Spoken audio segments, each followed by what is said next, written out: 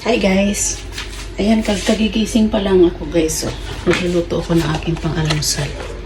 Ito guys, so cabbage. 1/2 lang, 1/2. Tapos ito, hipon.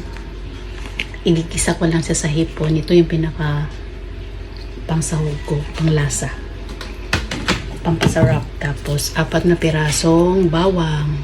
So, tanggalan ko lang siya ng bigote. Ito, i-slice ko lang din siya.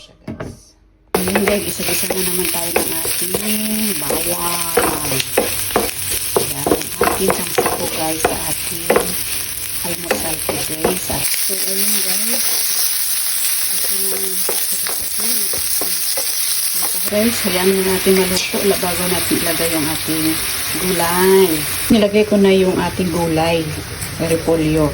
So, ayun guys, so yan na yung ating kakainin ngayon. At ako yung nagugutom.